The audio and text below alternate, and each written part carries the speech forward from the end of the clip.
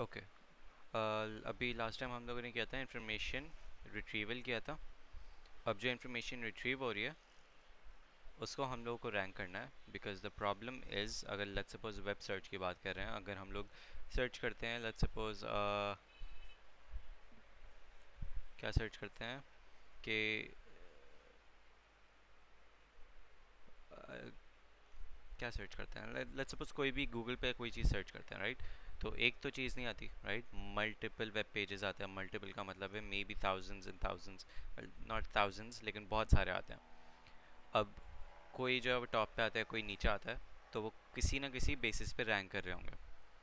तो अब वो रैंकिंग किस बेस पे होती है, अब हम लोग वो पढ़ेंगे।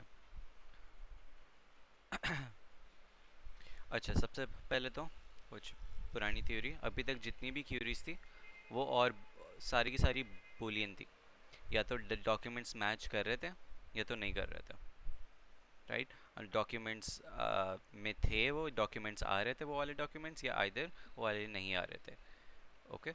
लेकिन ज़्यादातर मेजॉरिटी ऑफ द यूज़र्स के साथ वो अच्छी चीज़ नहीं है, बिकॉज नंबर वन, जो प्रीवियस वाली चीज़ थी उसमें हम लोग कोई ना कोई क्यूरी यूज़ कर रहे थे, कोई बूलियन लॉजिक यूज़ कर रहे थे, which most people are incapable of writing. और दूसरी प्रॉब्लम ये है कि एप्लीकेशंस जो हैं वो मतलब जो हम लोग रिट्रीव कर रहे थे इन्फॉर्मेशन, वो थाउजेंड्स ऑफ रिजल्ट्स रिटर्न हो रहे थे, एंड वी डिडंट नो कि कौन सी चीज़ ज़्यादा रेलिवेंट है, कौन सी चीज़ कम है। तो which is why we do rankings. यहाँ पे भी सेम चीज़ लिखी हुई है कि बुलियन क्वेरीज या तो आइदर बहुत कम देती हैं या तो कुछ ज़्यादा ही देती हैं, राइट? और अगर बहुत बहुत ज़्यादा देती हैं तब भी हमारे पास रैंकिंग सिस्टम का कोई मेथड नहीं होता। इसलिए हमारे पास रैंक्ड मॉडल्स आए हैं, रैंक रिट्रीवल मॉडल्स। इसमें हम लोग करते क्या है कि जितने भी रिजल्ट्स आए हैं उसको रैंक करेंगे कि अपने जो हम लोग ने क्यूरी एंटर की थी उसके लिहाज से, उसके हिसाब से सबसे ज़्यादा रेलेवेंट कौन सा डॉक्यूमेंट है वो आएगा टॉप पे, एंड देन उसके नीचे, एंड देन उसके नीचे, एंड सो ऑन। इसमें साथ साथ ये भी होता है कि इसमें फ्री टेक्स्ट क्वेरीज होती हैं, मतलब no Boolean language required, no Boolean syntax required, nothing else, just इंसानों वाली लैंग्वेज। ठीक है।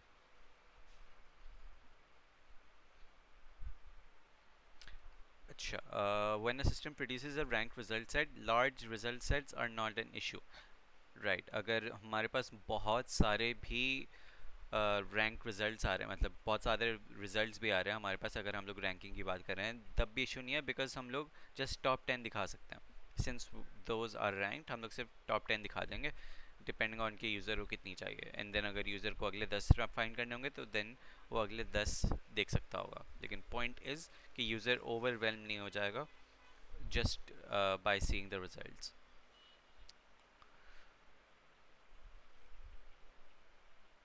ओके, अब हम लोग मल्टीपल मेथड्स पढ़ेंगे कि डॉक्यूमेंट्स को किस तरीके से हम लोग रैंक कर सकते हैं।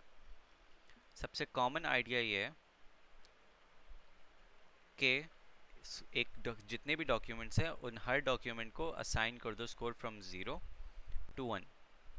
0 मतलब कि उसमें कोई मैचिंग नहीं हुई है, और जितना क्लोजर टू 1 होता जाएगा उतना उतना मतलब है कि वो उतना डॉक्यूमेंट रेलिवेंट है। सही। अब वो मेजर कैसे होता है, स्कोर कैसे असाइन करते हैं ईच डॉक्यूमेंट को, बेस्ड ऑन क्वेरी होता है। We need a way of assigning a score to a document pair. Let's start with one term query. If the term query does not occur in the document, एक second. तो मैं बता रहा था, क्या बता रहा था मैं, कि हाँ अब हमें 0 to 1 हर डॉक्यूमेंट को असाइन करना है। 0 मीनिंग के 0 मैच हुआ है, और 1 मीनिंग के एक्चुअली मोस्ट सिमिलर है, हाईएस्ट रैंक कर दो इसको। ठीक है। अच्छा, we need a way to assign starting a query document. Let's start with one term query. If the query does not occur in document, score should be 0। Basically अब हम लोग जो है वो बता रहे हैं कि होना क्या चाहिए। अगर तो हम लोग ने जो सर्च किया है वो डॉक्यूमेंट में एग्जिस्ट ना करता हो तो उस डॉक्यूमेंट का स्कोर क्या कर दो, 0 कर दो। जितने ज़्यादा उस वो डॉक्यूमेंट सॉरी वो टर्म आते रहे डॉक्यूमेंट में, उतना ज़्यादा उसका स्कोर हायर होना चाहिए डॉक्यूमेंट का, राइट? अच्छा, ये लिखा हुआ शुड भी इसलिए है बिकॉज़ मैं बाद में बताऊंगा जो कि इसमें मसला है इस वाले में। तो इस तरीके से रैंक करने को हम लोग यूज़ करेंगे जैकेट कोएफिशिएंट।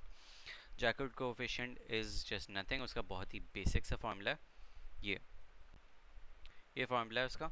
और इसमें होता क्या है कि ऊपर क्या है कि intersection A intersection over B divided by A union B.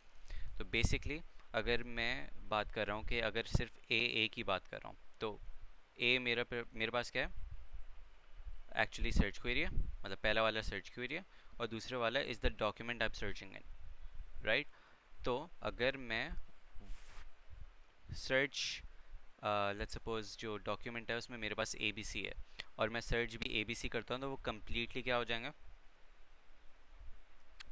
Intersect हो जाएंगे। यानी कि यहाँ पे क्या आ जाएगा, ए बी सी आ जाएगा, और यहाँ पे भी इट्सेल्फ क्या है, यूनियन करके भी ए बी सी है, तो एग्जैक्टली वन आ जाएगा। और मेरे पास अगर कम्प्लीटली डिफरेंट हो गई, यानी ऊपर इंटरसेक्शन ही ज़ीरो है, यानी एक भी टर्म मैच नहीं हो रहा, तो क्या हो जाएगा, ज़ीरो हो जाएगा। सही। तो ये जैकेट कोफिशिएंट जो है हमेशा किसके बीच में मैप करता है, values between zero and one.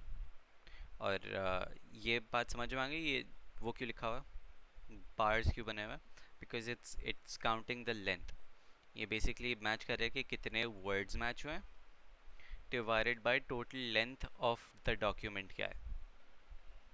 Okay, total length of the document plus जो भी हम लोगों ने सर्च किया है क्वेरी में वो।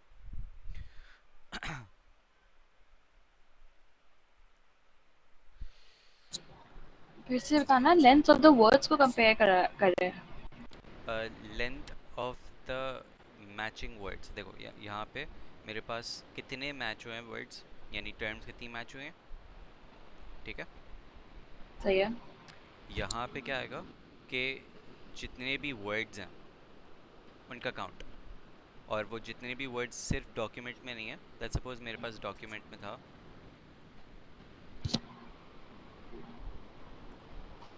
लेट्स सपोज मेरे पास जो सर्च कर रहा हूँ मैं वो है ए बी सी, ठीक है।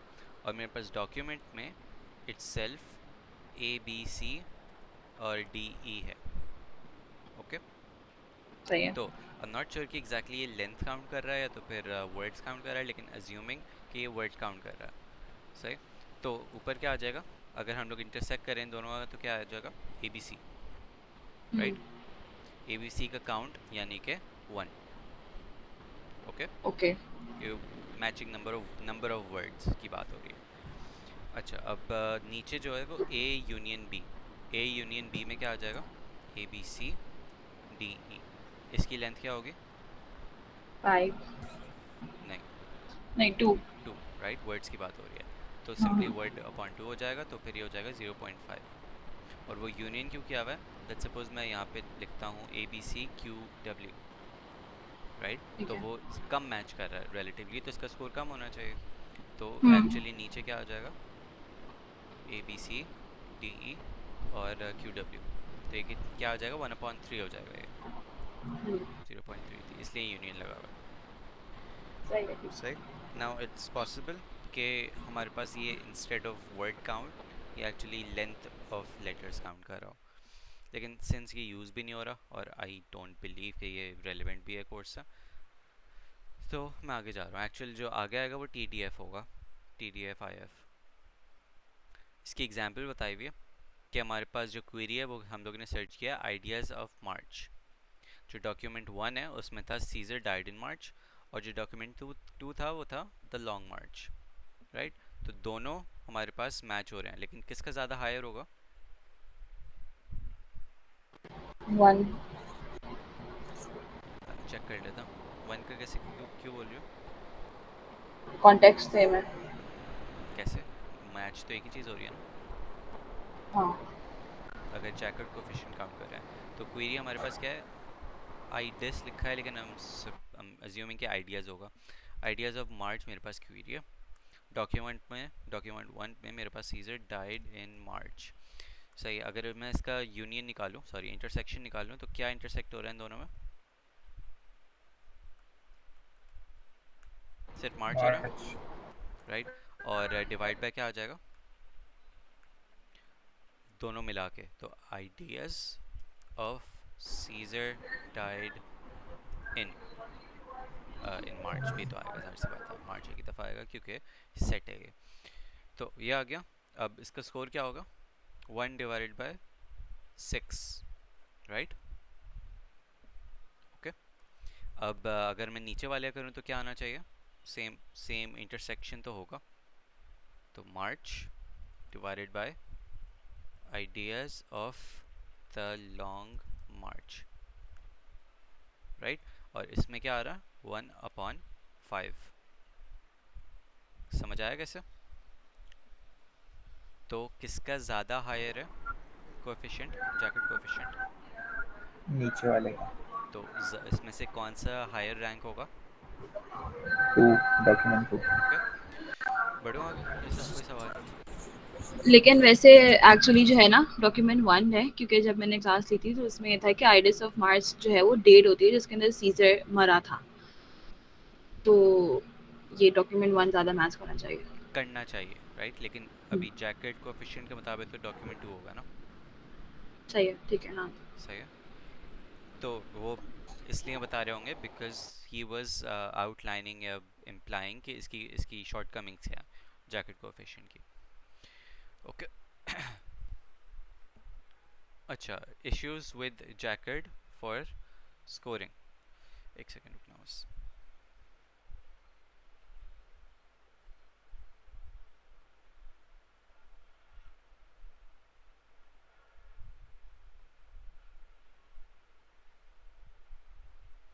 अच्छा, डजन जैकेट इश्यूज क्या है with jacket, it doesn't consider term frequency.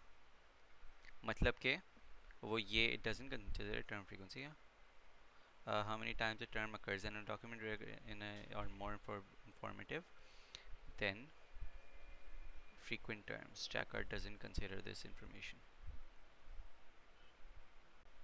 कर तो रहा है वैसे, एक्चुअली नहीं कर रहा। हाँ, नहीं कर रहा। ये तो बस सिंपली मैच कर रहा है, राइट। ये नहीं काउंट कर रहा कि एक टर्म कितनी दफ़ा एक डॉक्यूमेंट में आई है ना। अगर फॉर एग्जांपल मैं यहाँ पे कह देता हूँ कि यहाँ पे था ABC, 2 दफ़ा ABC था, अगर तब भी मैं इसका इंटरसेक्शन निकालूं तब भी सिर्फ एक ही ABC आएगा बिकॉज इट्स अ सेट। तो जैकार्ड कोफिशिएंट में वो जितनी दफ़ा अकर हुआ है उसको काउंट नहीं करता। दिस इज़ अ प्रॉब्लम, सही। तो उसके लिए हमारे पास एक चीज़ है, हमारे पास हम लोगों ने लास्ट टाइम देखा था कि इंसिडेंस मैट्रिक्स क्या होता है, राइट। इसी तरीके से हम लोग जो है एक टर्म डॉक्यूमेंट का मैट्रिक्स बनाते हैं जिसमें कॉलम पे अगेन सारे डॉक्यूमेंट्स होते हैं, रोज़ पे हमारे पास यानी एक्स पे हमारे पास क्या है, एक्स कह लो इसको, कॉलम कह लो, कुछ भी कह लो, हमारे पास टर्म्स हैं। और बेसिकली ये लिखा है कि इस डॉक्यूमेंट में ये वाली टर्म 157 दफ़ा आई हुई है। इंस्टेड ऑफ सिर्फ 10 कि आई हुई है या नहीं आई हुई, हम लोग एक्चुअली काउंट कर रहे हैं कि कितनी दफ़ा आई हुई है। क्लियर। सही है। ओके। अब ये बनता किस तरीके से, बैग ऑफ वर्ड्स मॉडल की तरीके से बनता है। बैग ऑफ वर्ड्स क्या होते थे, हम लोग काउंट कर रहे होते हैं ना, काउंट कर रहे होते थे कि ये वर्ड कितनी दफ़ा आया हुआ है, राइट। तो ये जो मैट्रिक्स है ये बैग ऑफ वर्ड्स मॉडल के ज़रिए से बनता है। लेकिन इसमें भी एक प्रॉब्लम है कि वेक्टर रिप्रेजेंटेशन यानी कि इसकी रिप्रेजेंटेशन में जो ऑर्डरिंग ऑफ वर्ड्स है दैट इज़ नॉट कंसिडर्ड। अगर मैं ये सर्च करूं John is quicker than Mary और एक्चुअली डॉक्यूमेंट में ये लिखा हो Mary is quicker than John, then वो कंसिडर करेगा कि ये सेम लिखे हैं because every word is matched regardless of their order and position. Clear? Burger bag of words model में ऐसा ऐसा होता है। और ये बैग ऑफ वर्ड्स मॉडल बनाते क्यों हैं, because we want to know कि एक टर्म एक डॉक्यूमेंट में या हर डॉक्यूमेंट में कितनी दफ़ा वो रिपीट हुई है, so that it becomes a relevant part in ranking.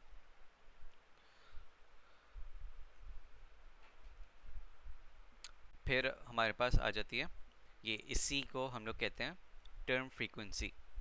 ये जो ऊपर लिखी हुई थी मैट्रिक्स में, बैग ऑफ वर्ड मॉडल के ज़रिए से ये मैट्रिक्स बनता है और ये मैट्रिक्स हमें बता रहा है क्या, टर्म फ्रीक्वेंसी बता रहा है कि ये वाली टर्म इस डॉक्यूमेंट में कितनी दफ़ा आई है। तो ये दो तीन टर्म्स हैं, दो तीन फ्रेजेस हैं। एक है टर्म फ्रीक्वेंसी, एक है डॉक्यूमेंट फ्रीक्वेंसी, और एक है इनवर्स डॉक्यूमेंट फ्रीक्वेंसी, और बहुत बहुत सारी सिमिलर चीज़ें, डोंट गेट कंफ्यूज्ड। ठीक है, तो टर्म फ्रीक्वेंसी बेसिकली इज़ के वो टर्म कितनी दफ़ा डॉक्यूमेंट में फाइंड हुई है, कितनी दफ़ा अकर हुई है। ओके, एक डॉक्यूमेंट में ना? एक डॉक्यूमेंट में, यस। कलेक्शन फ्रीक्वेंसी भी आएगा आगे, जिसमें वो सारे डॉक्यूमेंट को कंसिडर करता है। और ये इतना कॉम्प्लेक्स इसलिए है बिकॉज ये T F actually T F है, ये टी उसकी टर्म है जो कि कुछ भी हो सकती है, और ये डॉक्यूमेंट है, डॉक्यूमेंट अगेन जो कि जिस डॉक्यूमेंट में हम लोग सर्च कर रहे हैं। We want to use TF when computing query document match scores, but how? Okay, अब हम लोग जो है, हम लोग को किसी तरीके से रैंक के यूसेज में टर्म फ्रीक्वेंसी को इंक्लूड करना है, सही है। लेकिन इसमें एक प्रॉब्लम है। अगर हम लोग सिंपली टर्म फ्रीक्वेंसी को एज इट इज़ कंसिडर करेंगे कि जितनी दफ़ा भी मैच हुआ है, लेट्स सपोज एक डॉक्यूमेंट है जिसमें सिर्फ एक दफ़ा मैच हुआ है, दूसरा डॉक्यूमेंट है जिसमें वही सेम वर्ड 10 दफ़ा मैच हुआ है, लेकिन ठीक है, मैटर करता है, उसको ज़्यादा हायर रैंक करना चाहिए, लेकिन 10 टाइम्स एज हायर रैंक नहीं करना चाहिए।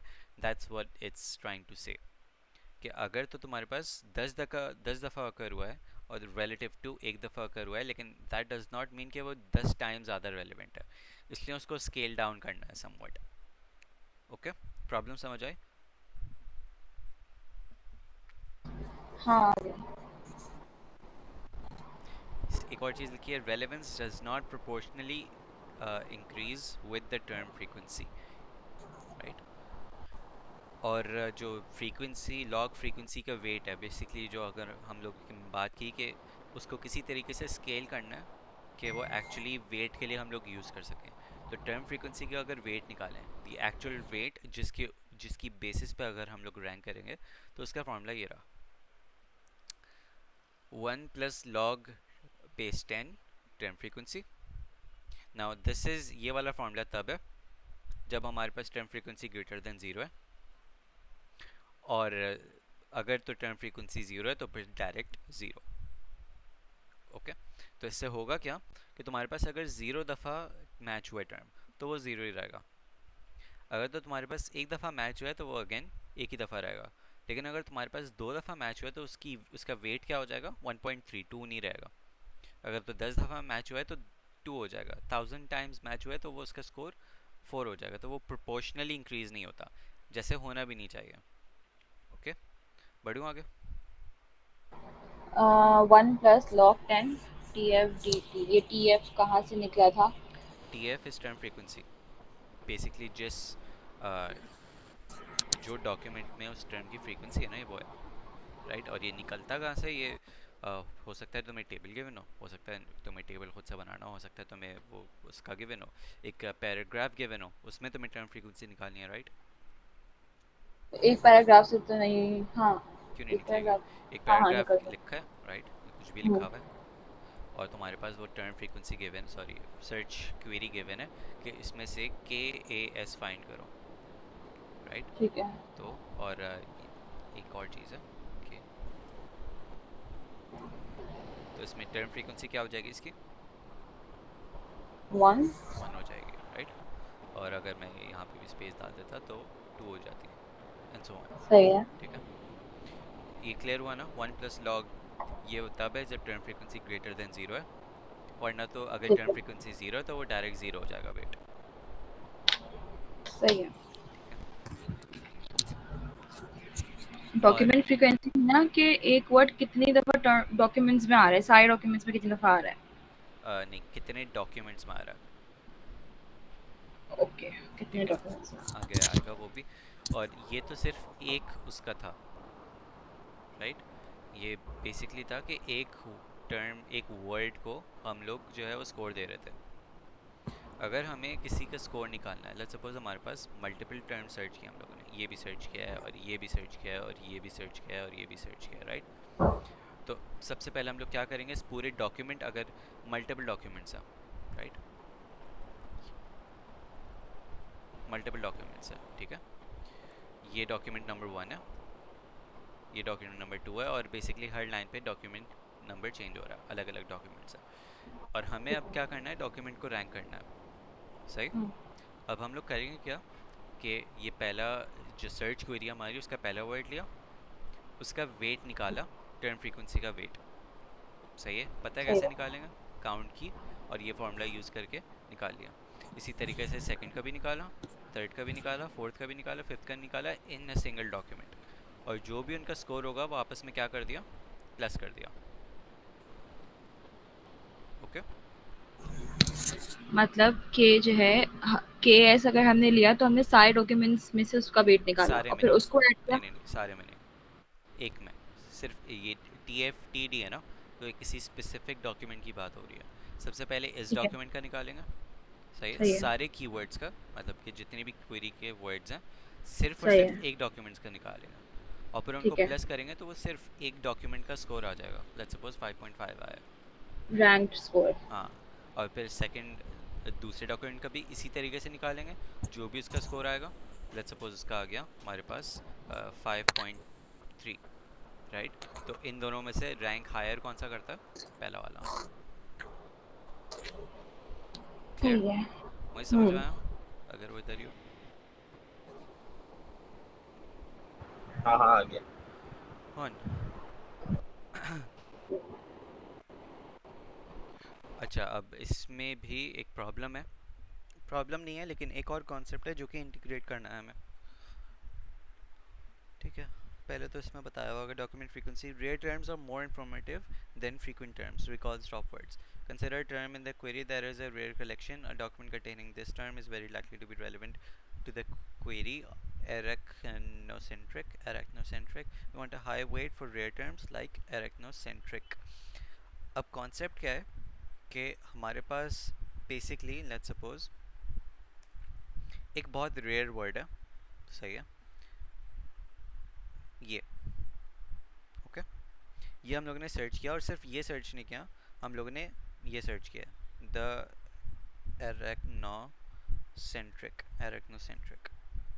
ये हम लोगों ने सर्च किया। अब लेट्स सपोज 10 डॉक्यूमेंट्स हैं।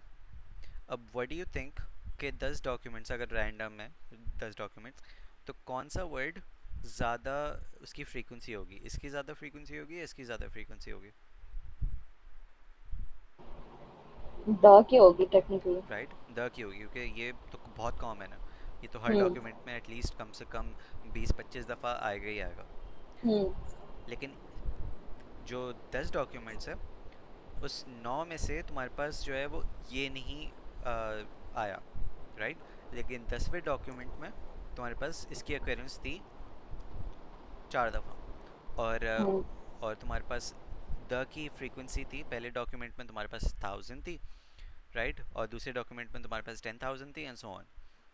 लेकिन आना कौन सा चाहिए डॉक्यूमेंट टेक्निकली, लास्ट वाला, जिसमें ये वाला वर्ड पाए, जिसमें फाइंड हो रहा है, राइट। तो द पॉइंट इज के जो वर्ड की कम टर्म फ्रीक्वेंसी है, उसका वेट ज़्यादा होना चाहिए कंपेयर्ड टू दिस, सही है। अब मैं ये नहीं कह रहा हूँ कि ये जो 4 है, सिंपली 4 को वेट इतना होना चाहिए कि 1000 को सरपास कर दे, और ये इवन अगर 1 मिलियन भी हो जाए और ये 4 हो, तब भी जो है वो हमारे पास ही आना चाहिए, नहीं। लेकिन पॉइंट इज़ कि उसको ऐसे स्केल करना है कि जो ज़्यादा रेयर वर्ड्स हैं, जो कम टर्म, जिनकी कम टर्म फ्रीक्वेंसी है, उनका स्कोर रिलेटिवली थोड़ा ज़्यादा होना चाहिए, उनका वेट इस तरीके से ज़्यादा होना चाहिए कि वो ज़्यादा छुप नहीं जाए कंपेयर टू स्टॉप वर्ड्स या बहुत कॉमन वर्ड्स। ओके, क्लियर ये चीज़। हम्म। और अगर ये हम लोग करेंगे किस तरीके से,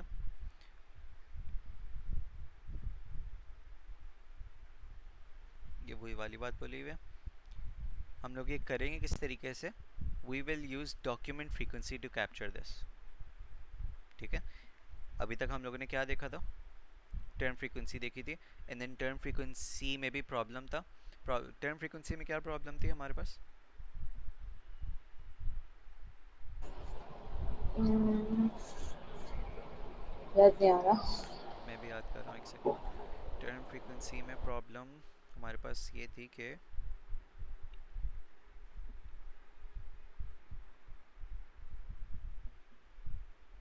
रुक जाओ देखने दो। मेरे ख्याल से बैग ऑफ वर्ड्स वाला तो नहीं था कि वो सीक्वेंस नहीं कर रहा था। हाँ सीक्वेंस तो लेकिन खैर इसमें भी नहीं कर रहा।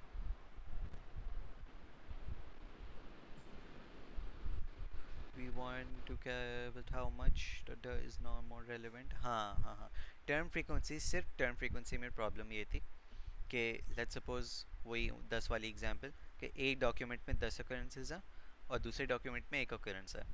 ओके वी गेट इट कि 10 occurrence वाला ज़्यादा रैंक होना चाहिए लेकिन नॉट 10 टाइम्स एज मच। तो इसलिए उसको स्केल डाउन किया था समवॉट, राइट। और स्केल डाउन हम लोगों ने कैसे किया था? लॉग फ्रीक्वेंसी वेटिंग के ज़रिए से। सही है। सही। अब इसमें भी हमारे पास प्रॉब्लम क्या आती है अगर हम लोग सिर्फ टर्म फ्रीक्वेंसी को देख रहे हैं कि जो ज़्यादा रेयर वर्ड्स हैं उसका वेट ज़्यादा होना चाहिए, राइट। अब उसका वेट ज़्यादा कैसे करेंगे हम लोग? डॉक्यूमेंट फ्रीक्वेंसी को यूज़, सॉरी, हाँ डॉक्यूमेंट फ्रीक्वेंसी को यूज़ करते हुए। Okay, short for DF. अब डॉक्यूमेंट फ्रीक्वेंसी क्या होती है कि एक वर्ड या एक टर्म कितने डॉक्यूमेंट्स में मैच की। सही।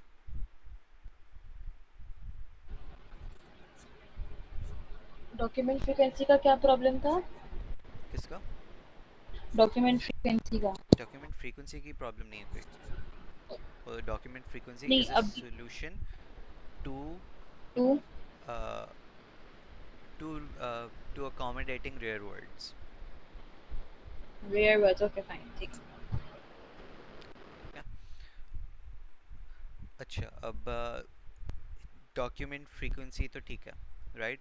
अब हम लोग करेंगे क्या कि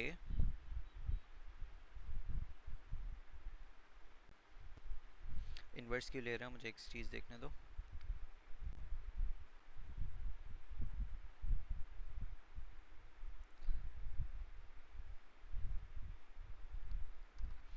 ओके, किसी inverse measurements of informativeness of T. Okay, mathematically हम लोग उसका आई गेस डाउन स्केल करने के लिए उसको इन्वर्स कर रहे हैं। तो बेसिकली डीएफ की वैल्यू जो भी होगी, डीएफ की वैल्यू बताना क्या है कि कितने डॉक्यूमेंट्स में आया, राइट। तो हम लोग आईडीएफ वेट उसका निकालेंगे डॉक्यूमेंट फ्रीक्वेंसी का, और उसका फार्मूला क्या है? दिस। सही है। इसमें समझ में आ रहा है सब कुछ क्या है? लॉग बेस 10 एन क्या है इसमें? एन मेरे ख्याल से ऑल नंबर ऑफ वर्ड्स हैं और डीएफ पता नहीं। df the doc is the document frequency of that term, right। ठीक है, और एन वर्ड है या सारे वर्ड्स हैं? मेरे ख्याल से तो ये डॉक्यूमेंट होना चाहिए और मुझे याद भी नहीं, तो मैं पूछ रहा हूँ जीपीटी से।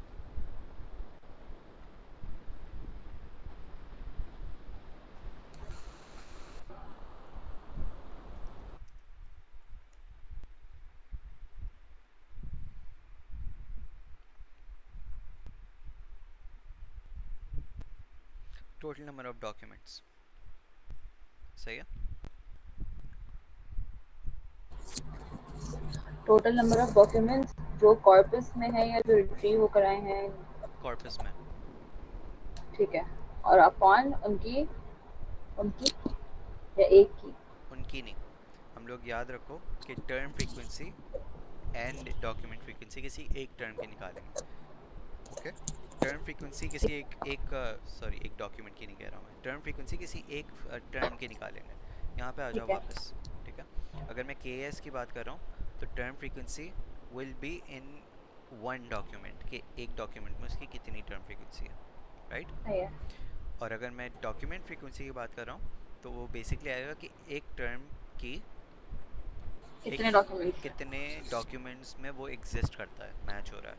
ठीक है। ओके, तो वो उस टर्म की डॉक्यूमेंट फ्रीक्वेंसी की बात हो रही है। क्लियर? अच्छा, अब यहाँ पे जो है वो एग्जांपल दी हुई है कि यहाँ पे कैलिफोर्निया तुम्हारे पास टर्म है। अब अगर हम लोग यहाँ पे करें इसका ज़रा निकालो तो वो एक पैटर्न नज़र आएगा कि इसका एक्चुअली जो है वो वेट ज़्यादा है, इसका कम है, इसका और कम है, इसका और कम है, इसका और कम है और इसका और कम है, जो कि होना भी चाहिए।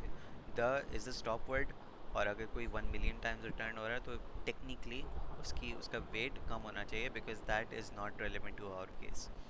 बेसिकली जितना कम रिपीट हो रहा है, कितने कम डॉक्यूमेंट्स में आ रहा है, that document is more relevant. सही है। ठीक है, इसको फॉर्मूले में कैसे पुट करेंगे? कैसे करेंगे ये, इसमें क्या करना है? इसमें एन नहीं गिवन ऑब्वियसली, नहीं एक्चुअली है। एन क्या है?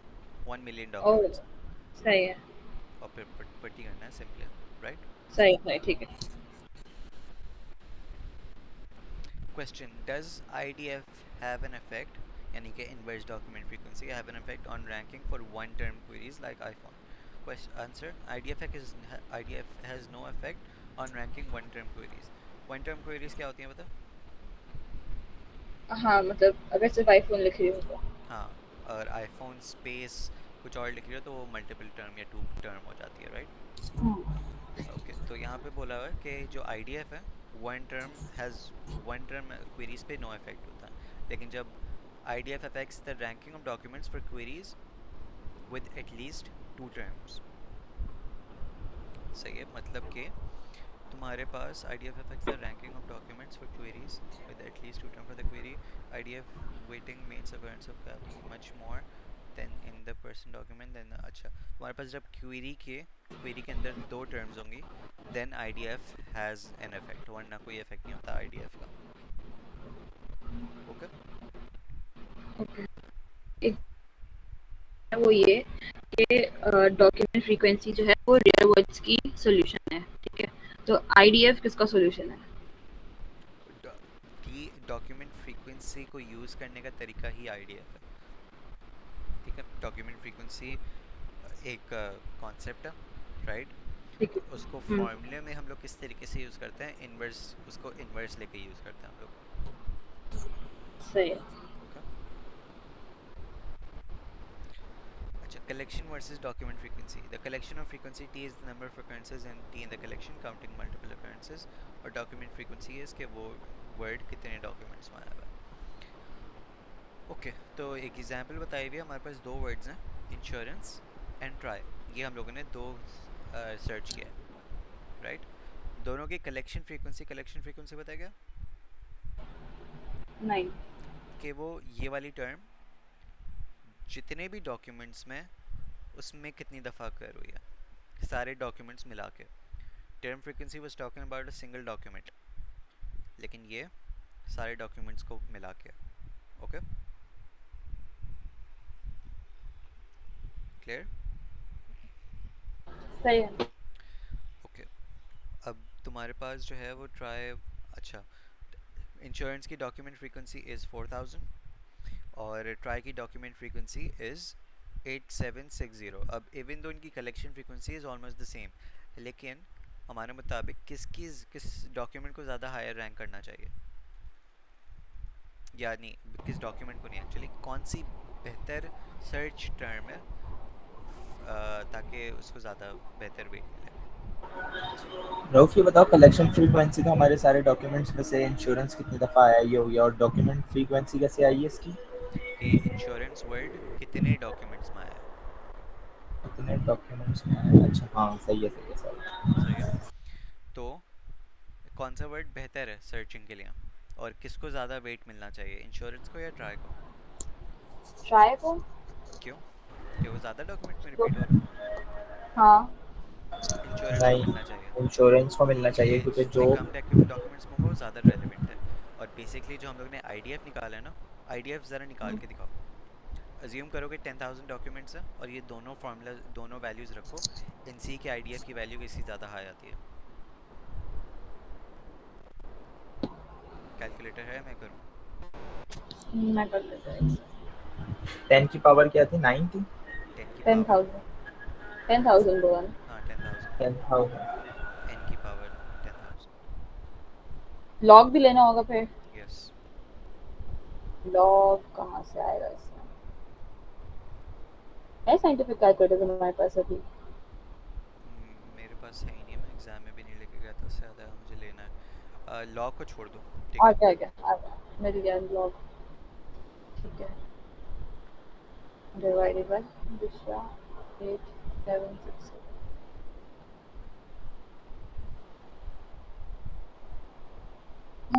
इंश्योरेंस की ज़्यादा है।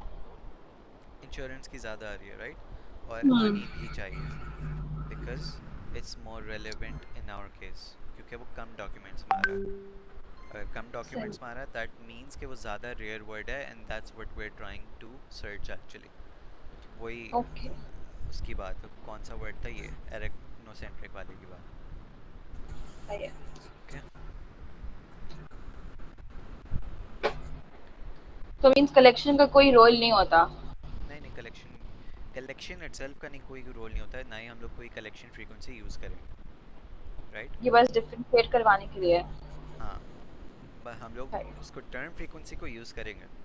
सही है, आगे फॉर्मूला में टर्म फ्रीक्वेंसी यूज़ होगा। Term frequency and document frequency are the main things जिसको हम लोग यूज़ करके किसी डॉक्यूमेंट की रैंकिंग बताएंगे। ओके, सही है। कितना टाइम है? 15। सही है। अच्छा, T F I D F weight of a term is the product of its TF weight and its IDF weight।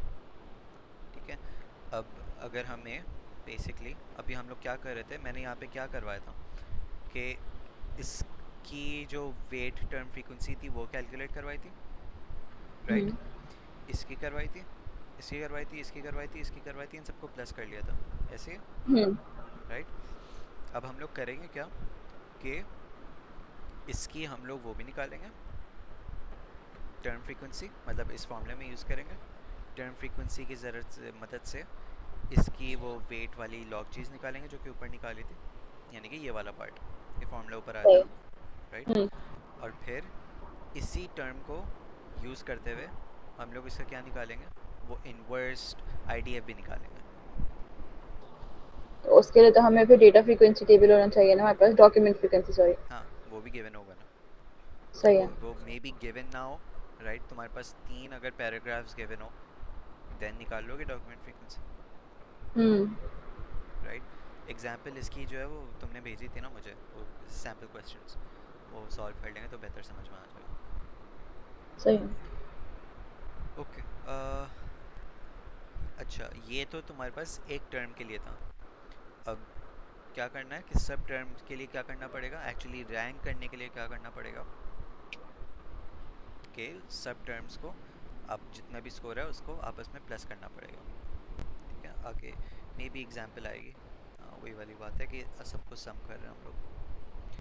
ठीक है, इसकी example I am pretty sure जो तुमने क्वेश्चन भेजे हैं उसमें कुछ ना कुछ होगी।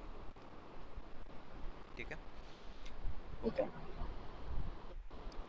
अब जो है हमारे पास जो ऊपर जिसमें वो लिखी हुई थी ना टर्म फ्रीक्वेंसी, हम लोग ने टर्म फ्रीक्वेंसी का वेट और इनवर्स डॉक्यूमेंट फ्रीक्वेंसी को यूज़ करते हुए हर डॉक्यूमेंट को एक स्कोर असाइन कर दिया कि ये वाला डॉक्यूमेंट इस टर्म के लिए क्या स्कोर है, 52.5, राइट? ये वाला डॉक्यूमेंट इस टर्म के लिए क्या स्कोर है, 8.59। सही। सही है। तो अगर मैं लेट्स सपोज सर्च करता हूँ, मैंने सर्च क्यूरी लगाई कि क्या लगाऊँ मैं,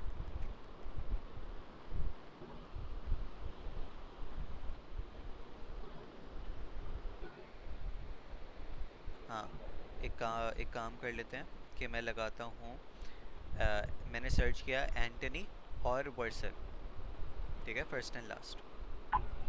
ठीक है। तो कौन सा document would be higher? Antony, Antony and Cleopatra. Wait, क्या? पता है कैसे निकालेगा? नहीं। अब देखो, अगर मैं सारे डॉक्यूमेंट्स को रैंक कर रहा हूँ, राइट, तो मुझे एक एक का एक्चुअल कंबाइंड स्कोर निकालना पड़ेगा। तो अगर मैं एंटनी एंटनी का सॉरी एंटनी एंड क्लेयोपेट्रा के लिए ये वाली फ्रीक्वेंसी, ये वाली टर्म के लिए कितना स्कोर है, 5.25, राइट? हम्म। सेकंड टर्म कौन सी है, वर्सर, और इसका स्कोर क्या है, 1.37। कंबाइंड स्कोर इसका क्या हो जाएगा, 6.63 प्रॉबेबली, बीच में मल्टीप्लिकेशन लगाया है या प्लस लगाया है? प्लस लगाया है मैंने, आगे मल्टीप्लिकेशन होगी, लेकिन अभी मैंने प्लस लगाया है। ठीक है, हो सकता है मल्टीप्लिकेशन, एक्चुअली नहीं, प्लस ठीक है। ठीक है, 6.3 आ गया, 6.63 आ गया इसका। ओके, सही है। अब मैं जूलियस सीजर का भी करूँगा, तो 3.18 प्लस 3.18 आ गया सेकंड वाले का। क्लियर? हम्म, अच्छा, थर्ड वाले का, सॉरी फोर्थ वाले का, या थर्ड वाले का 0.11 आ जाएगा, है ना? सही है। और फोर्थ का क्या आएगा? 4.15। ठीक है। टीएफ तुम्हारी ट्रम्प फ्रीक्वेंसी निकली है, ये वो है ना, नहीं, ये जो इधर नीचे जो दिया हुआ है, कहाँ दिया हुआ है? जो real value vector of TF minus वो आईडीएफ। जो ऊपर फॉर्मूला था, ये यूज़ करते हुए, मतलब हाँ ये वाली चीज़ यूज़ करते हुए हम लोग ने हर एक डॉक्यूमेंट को एक वेट असाइन किया हुआ है फॉर ईच टर्म। सही सही है। सही। अच्छा, 4.15 हो गया, और नेक्स्ट क्या है? 0.25, और फाइनल उसका वेट है 0.35, तो 2.3। हमारे पास ये सबका स्कोर आ गया, तो कौन सा फर्स्ट होगा? कौन सा document ranking would be first? 6.63। Yes, और ये किसका स्कोर था? एंटनी क्लियोपेट्रा का, राइट? तो पहले पे सही आ है। जाएगा एंटनी क्लियोपेट्रा, टू पे क्या आ जाएगा? तो जूलियस एंड तुम्हारा 4.15। वो वाला। हाँ, तो ये 4.15 ये हैमलेट है, राइट? तो सेकंड पे हैमलेट आ जाएगा, एंड सो ऑन, ऐसे रैंकिंग होगी तुम्हारी। ओके, तो ये सारी जो कॉलम है ये क्या प्लस कर रहे थे? सारे कॉलम को प्लस नहीं कर रहे, जो रेलेवेंट कॉलम्स हैं उसको प्लस कर रहा था, रेलेवेंट रोज को। हमारे पास सर्च टर्म थी, मैंने बताया था कि एंटनी और वर्सर था, तो इन दोनों की वैल्यूज़ को प्लस कर रहा था, यानी पहली और लास्ट वाली को प्लस कर रहा था। अच्छा, सही। क्लियर? हम्म, ओके, अब हमारे पास जो है, अब हमारे पास ना बेसिकली हुआ क्या है इसके ज़रिए से, कि स्कोर तो असाइन हो गया, एंड देन हम लोग क्या कर सकते हैं कि एक एक डॉक्यूमेंट को वेक्टर स्पेस में डिफाइन कर सकते हैं। वेक्टर स्पेस का मतलब पता?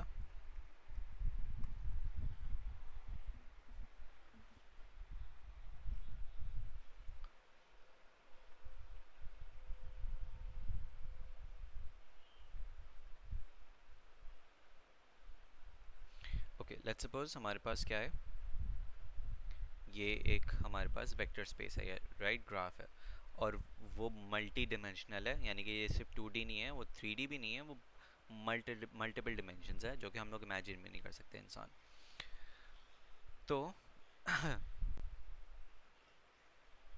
अब हुआ हुआ क्या है कि हर एक डॉक्यूमेंट क्या हुआ हुआ है, इस वेक्टर स्पेस में कहीं ना कहीं मैप हुआ हुआ है। ठीक है, ये एक डॉक्यूमेंट है, ये दूसरा डॉक्यूमेंट है, ये तीसरा डॉक्यूमेंट है, ये चौथा डॉक्यूमेंट है, ये पांचवा डॉक्यूमेंट है, एंड सो ऑन। ठीक है, हमारे पास थाउजेंड्स या may be millions of dimensions, may be millions है वैसे, शायद मिलियन से कम ही होंगे, लेकिन लेट्स अज्यूम कि थाउजेंड ऑफ डिमेंशन से हमारे पास एक एक डॉक्यूमेंट मैप हुआ हुआ है इन दिस वेक्टर स्पेस। अब हम लोग करेंगे क्या कि सर्च, और ये why is this relevant, because जब भी हम लोग कोई ना कोई सर्च क्यूरी लगाएंगे, लेट्स सपोज मैंने ABC सर्च किया, ठीक है, मैंने ABC सर्च किया, अब वो ABC कहीं ना कहीं जब मैंने सर्च करूँगा तो इस वेक्टर स्पेस में कहीं ना कहीं मैप होगा। ठीक है, हो सकता है यहाँ पे हो जाए, हो सकता है यहाँ पे हो जाए, हो सकता है यहाँ पे हो जाए, या हो सकता है यहाँ पे हो जाए। अब रैंकिंग करनी है, तो वो किस तरीके से रैंकिंग होगी कि बेसिकली जो सबसे करीब, और करीब का मतलब क्या मैं बताऊंगा बाद में, लेकिन जो सबसे करीब उसके डॉक्यूमेंट है वो सबसे पहले रैंक हो जाएगा, वो जो सेकंड पे दूर है वो सेकंड पे रैंक हो जाएगा, जो थर्ड पे दूर है वो थर्ड पे रैंक हो जाएगा, एंड सो ऑन। कोई सवाल है इसमें?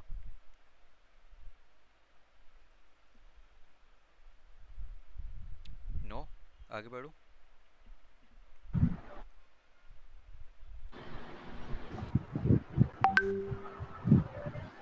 आवाज़ नहीं आ रही।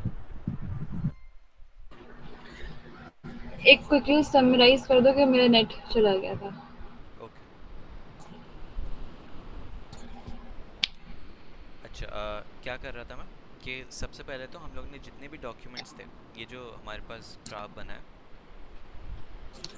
ग्राफ नहीं, ये जो हमारे पास टेबल बना है, right, this is a vector space representation. हमारे पास ये कितने एक्सेस हैं? 1 2 3 4 5 6, 6 7 है, सात सात वेक्टर्स हैं, यानी कि 7 डिमेंशंस पर मैप हुआ है हमारे पास सही एक है। एक। ठीक है, इन 7 डिमेंशंस पर एक एक डॉक्यूमेंट कहीं ना कहीं मैप हुआ है। ठीक है। सही है। ओके। उसके बाद क्या किया हुआ है हम लोगों ने, जब ये कहीं मैप हो गए तो जब भी कुछ ना कुछ हम लोग ये सर्च करेंगे, ओके, ABC, जब भी हम लोगों ने या कोई भी सर्च किया तो वो जो सर्च है वो कहीं ना कहीं इस वेक्टर स्पेस में मैप होगा। लेट्स सपोज यहाँ पे मैप हो गया, राइट। और करना क्या था हमें? डॉक्यूमेंट्स को रैंक। तो बेसिकली अब क्या होगा कि जहाँ पे वो मैप हुआ है, लेट्स सपोज यहाँ पे मैप हो गया, तो उसके क्लोजेस्ट जो डॉक्यूमेंट था वो हो जाएगा रैंक फर्स्ट। जो उससे एक यानी जो सेकंड करीब था वो हो जाएगा रैंक सेकंड। और वो हो जाएगा जो थर्ड दूर था वो हो जाएगा rank third, and so on. किस चीज के करीब बोला रऊफ तुमने? डॉक्यूमेंट के मतलब ये जो डॉक्यूमेंट डॉक्यूमेंट। मैप हुआ है ना यहाँ पे इस वेक्टर स्पेस में, उसके, हम्म। ठीक है, उसकी लाइंस। इसकी हम लोग करेंगे भी है, आगे एग्जांपल आएगी किस तरीके से। बहुत ही सिंपल इक्वेशन है उसकी, टेंस ऑफ मिलियंस एक्चुअली, सही कह रहा था मैं। Terms are the axes of space. Documents are points and vectors of this space. These are various part vectors. Most entries are zero. Represent them proximity, inverse of distance, recall, instead higher less than rest document. वही वाली बात है शुरू वाली, first का distance between 2 points. अच्छा, जो मैंने बात की है कि जितने दूर हो, राइट, अब वो how do we measure the distance? Okay, Euclidean distance पता है क्या होता? भूल गई। वो एक फार्मूला होता है ना, एक्स स्क्वायर, नहीं, x2 - x1 plus y2 - y1 का होल स्क्वायर, वो यूक्लिडियन डिस्टेंस होता है, राइट। सही है। नाउ अंडर रूट में देते हैं। अंडर रूट में, नाउ अब उससे हम लोग डिस्टेंस निकाल सकते हैं, लेकिन that's a bad idea. Why? Because imagine करो कि हमारे पास एक डॉक्यूमेंट था, उसमें जितना भी कंटेंट था ना, हम लोग ने उसको एक नया डॉक्यूमेंट बनाया और 2 दफ़ा कॉपी पेस्ट करके डाल दिया। सवाल समझ आया क्या बोला मैंने? वो कहाँ है? नहीं। लेट्स सपोज एक डॉक्यूमेंट है हमारे पास ABCD, ओके। मैंने एक और डॉक्यूमेंट बनाया जिसमें यही चीज़ 2 दफ़ा आपस में कॉन्कैटनेट कर दी, ऐसे, सही है। ओके।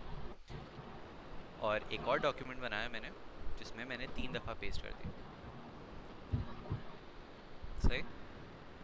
अगर हम लोग इन दोनों का, इवन दो ये दोनों अगर हम लोग देखें तो semantically these are the same, लेकिन अगर हम लोग यूक्लिडियन डिस्टेंस निकालेंगे तो इनका बड़ा होते जाएगा। इसलिए Euclidean distance is not a good measure of a distance in this case, सही है। इसलिए हम लोग यूज़ करेंगे इंस्टेड कोसाइन यूज़ करेंगे, ठीक है। लेट्स लेट्स इमेजिन कि हमारे पास जो है डॉक्यूमेंट 1 यहाँ पे मैप हुआ हुआ है, डॉक्यूमेंट 2 यहाँ पे मैप हुआ हुआ है, और डॉक्यूमेंट 3 यहाँ पे मैप हुआ हुआ है, राइट। विच, और हमारे पास जो क्वेरी है वो कहाँ पे मैप हुई हुई है हमारी? यहाँ पे। Which document would be ranked first? D2 क्यों? because it's closest। कैसे? उनका एंगल कम है। Angle, right. तो हम्म। ओके, सही कह रही हो, एंगल काम है। तो बेसिकली हम लोग जो है वो डिस्टेंस एंगल से निकालेंगे कि the closer the angle the higher the rank will be, right. सही है। यूज 2 मिनट एंगल रह गए हैं। देखनी है। अब प्रोबेबली नहीं, मैं कह रही हूँ 2 मिनट रह गए हैं। ओ, दूसरी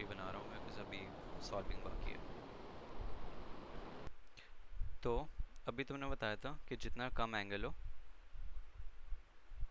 उस रैंक को, उस डॉक्यूमेंट को सबसे हायर रैंक करेंगे, राइट?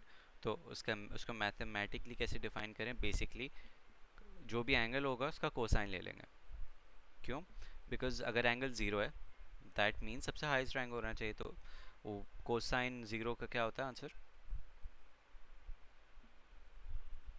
यहाँ पे ग्राफ में देख लो एक्चुअली।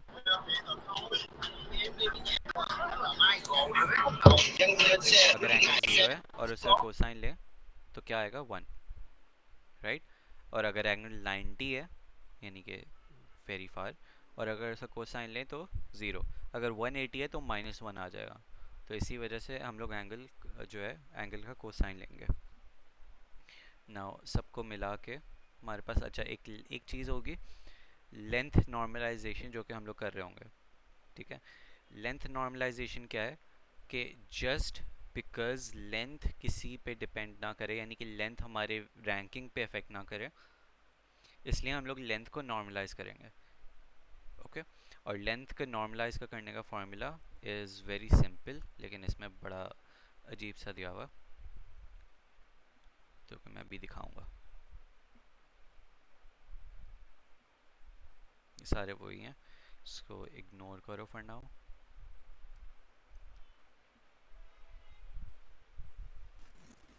किसकी लाइन? क्या? हेलो हाँ, आवाज़ नहीं आ रही। हेलो। हाँ, बोलो बोलो।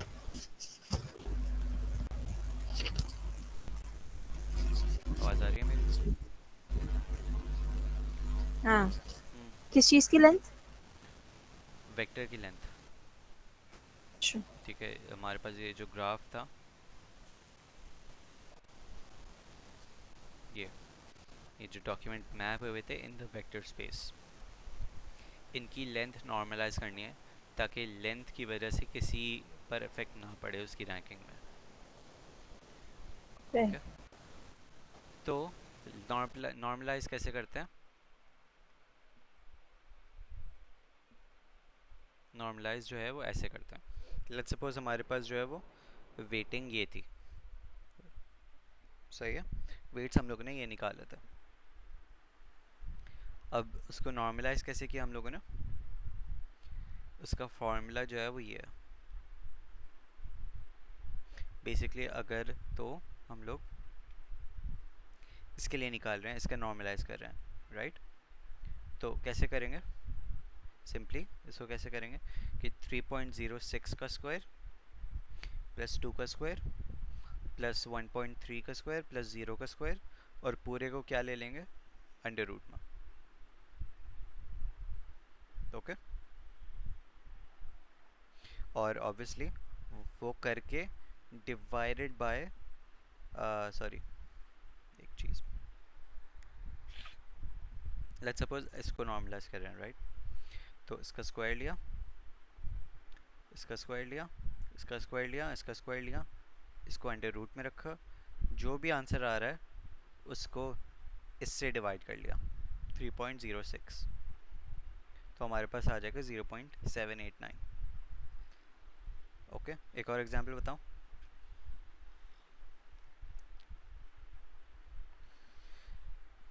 आवाज़ नहीं है आ रही।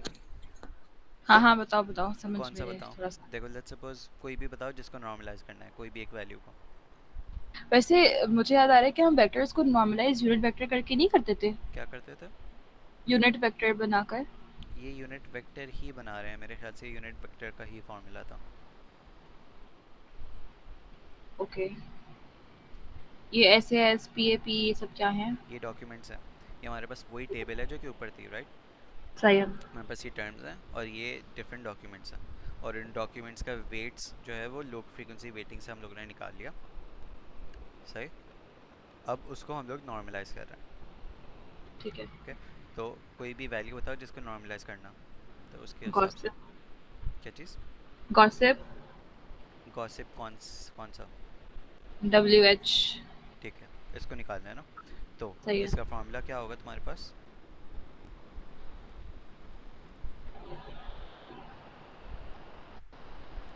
तो जो भी वैल्यू है 1.78 हम्म, डिवाइडेड बाय अंडर रूट को कुछ भी कह लो, तो मैं सिर्फ ब्रैकेट में लिख रहा हूँ, ठीक है। अंडर रूट सबको प्लस करो पूरे जो कॉलम में, ठीक है। सही है, और उनको स्क्वायर करके प्लस करो। तो 1.78 का स्क्वायर प्लस 2.3 का स्क्वायर हम्म, प्लस 2.04 का स्क्वायर और फिर प्लस 2.58 का स्क्वायर, सही है। जब ठीक है। इसका आंसर जो भी निकालेंगे, अगर if you want to confirm calculate कर लो, 0.405 आना चाहिए।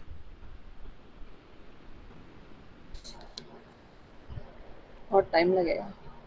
सही है, पॉइंट इज ऐसे निकलेगी। क्लियर? लेकिन यहाँ पे जो ये फिर कॉस और सैस और पी ए ये क्या है? कहाँ लिखा है?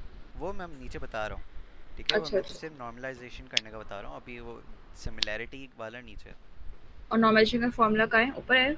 मैं ऊपर बहुत ही अजीब सा है, ये स्क्रीनशॉट मैं भेज दूंगा, ठीक है, ओके। ये ले लेना। तुम कह रहे थे डिवाइड भी होगा पहले। तो डिवाइड हो रहा है ना, ये क्या हो रहा है, फिर यहाँ पे भी डिवाइड किया है, ये रहा डिवाइड, राइट। अच्छा। जो भी जिस वैल्यू को कर रहे हैं उसके ऊपर वो आ जाएगी, और उसके नीचे सबको स्क्वायर करके अंडर रूट भी है बाय द वे, और फिर वो आ जाएगा। क्लियर? अच्छा। हम्म, ओके, जब ये नॉर्मलाइज कर लिया हम लोगों ने, एंड देन हमें चेक करना है कि डॉक्यूमेंट्स की सिमिलैरिटी क्या है, कौन से डॉक्यूमेंट्स आपस में सबसे ज़्यादा क्या है, सिमिलर। ओके, ठीक है।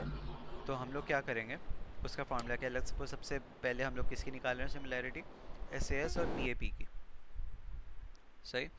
तो हम लोग ने क्या किया कि जो भी वैल्यू है 0.789 multiply by 0.832 plus 0.515 multiply by 0.555 plus 0.335 multiply by 0 plus 0 multiply by 0।